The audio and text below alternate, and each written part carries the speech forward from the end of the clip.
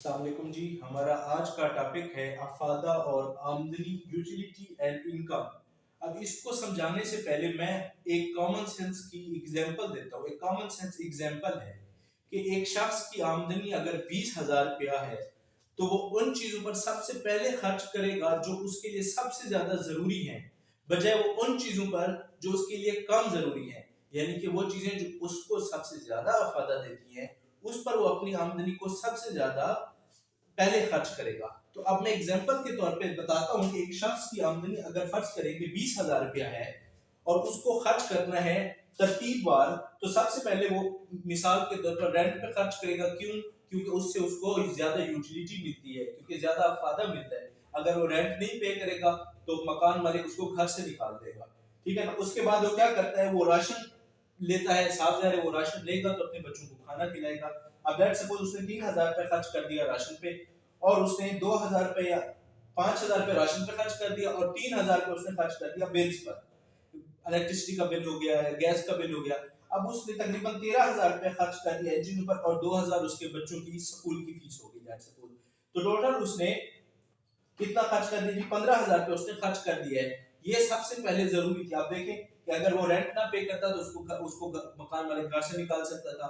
اگر وہ راشن نہ پے کے لیے چیزیں نہ خریدتا، راشن نہ خریدتا، تو اس کو بچے اس کے کھانا کیسے کھاتے؟ اسی طرح سے اگر وہ بلز نہ پے کرتا تو میٹر کٹ جاتا۔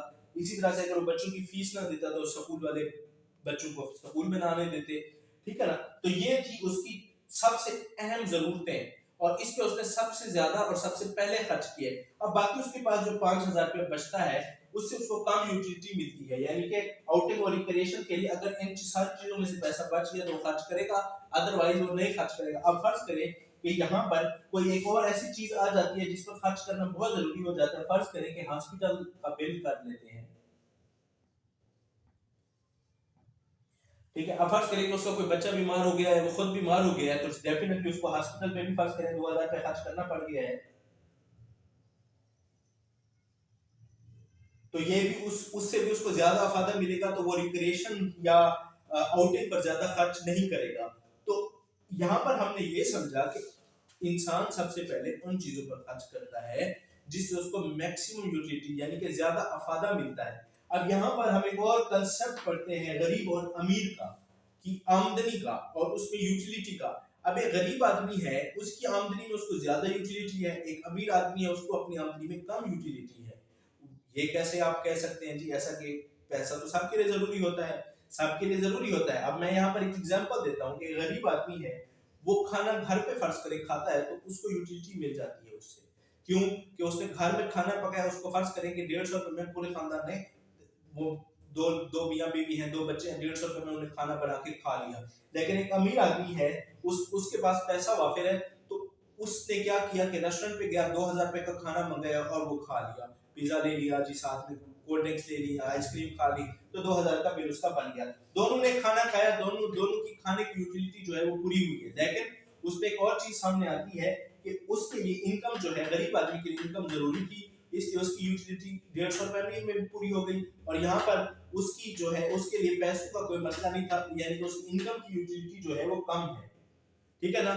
تو ہم نے آج کا ٹاپک پڑھا یوٹیلیٹی اور انکم میں ریلیشن پڑھا۔ سب سے پہلے ہم نے یہ پڑھا کہ انسان جو سب سے پہلے خرچ کرتا ہے وہ ان اشیاء پر خرچ کرتا ہے جس میں اس کو سب سے زیادہ یوٹیلیٹی ملتی ہے، بعد میں ان اشیاء پہ خرچ کرتا ہے جس پہ اس کو کم یوٹیلیٹی ملتی ہے۔